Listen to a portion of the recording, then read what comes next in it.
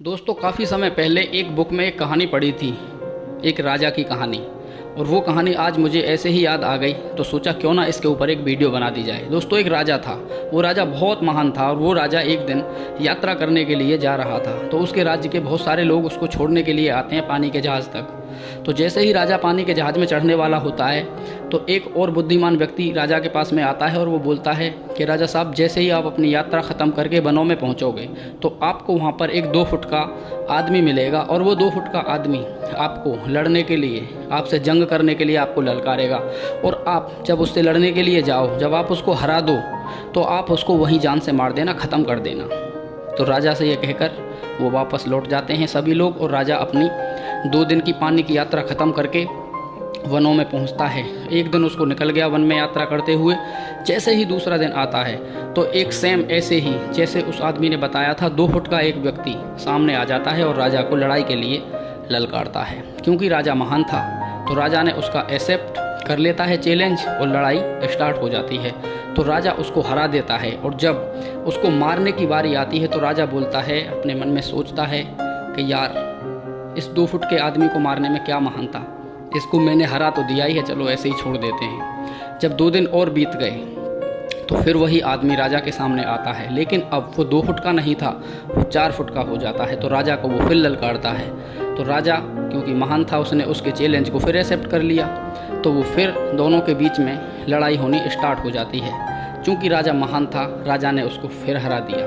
क्योंकि उसकी अब हाइट 4 फीट हो चुकी थी तो राजा सोचा कि इस 4 फीट के आदमी को मारने में कैसी महानता, उसने फिर उसको जीवित छोड़ दिया। और 2 दिन के बाद फिर वही आदमी जब तीसरी बार राजा को ललकारता है तो अब उसकी हाइट 6 फीट की हो चुकी थी।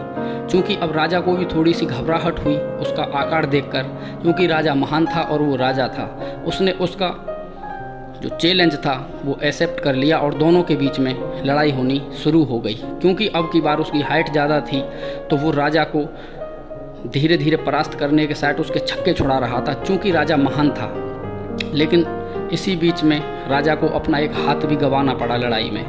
तो राजा बहुत महान था, शक्तिशाली भी था, तो अब की बार उसने उसको हरा दिया। और हराने के बाद में उसने सोचा कि अब की बार मैं इसको जीवित नहीं छोड़ूंगा। तो राजा ने अब की बार उसको जान से मार दिया।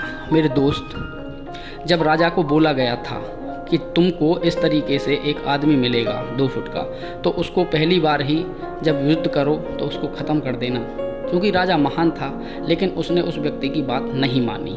हमारे जीवन में भी ठीक उसी तरीके से जब हम काम करते हैं तो हमको छोटी छोटी प्रॉब्लम्स आती हैं, हम उन छोटी प्रॉब्लम्स को इग्नोर कर देते हैं और आगे बढ़ने की कोशिश करते हैं।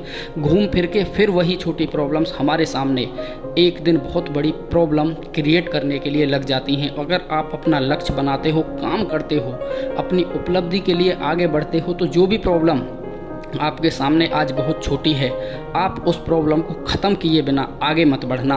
क्योंकि अगर आज आप ऐसी छोटी छोटी प्रॉब्लम्स को इग्नोर करोगे तो आपको यही छोटी प्रॉब्लम एक दिन बहुत बड़ी प्रॉब्लम का रूप सामने लेकर आ जाएगी और तब आपके ठीक उसी तरीके से राजा की तरह छक्के छूट जाएंगे। तो समझदारी इसी में है राजा के लिए भी कि अगर वो उस व्यक्ति को जो 2 फुट का था तभी मार देता तो राजा को अपना हाथ गंवाना ना पड़ता और क्षति ना होती।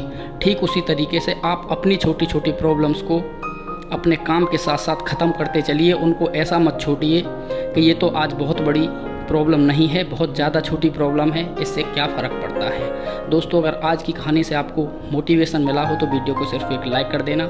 मिलते हैं आगे किसी ऐसे ही अन्य मोटिवेशन टॉपिक के साथ में। तब तक के लिए आप अपना ख्याल रखिएगा, स्वस्थ रहिएगा। जय हिंद, जय भारत, वंदे मातरम। Thank you.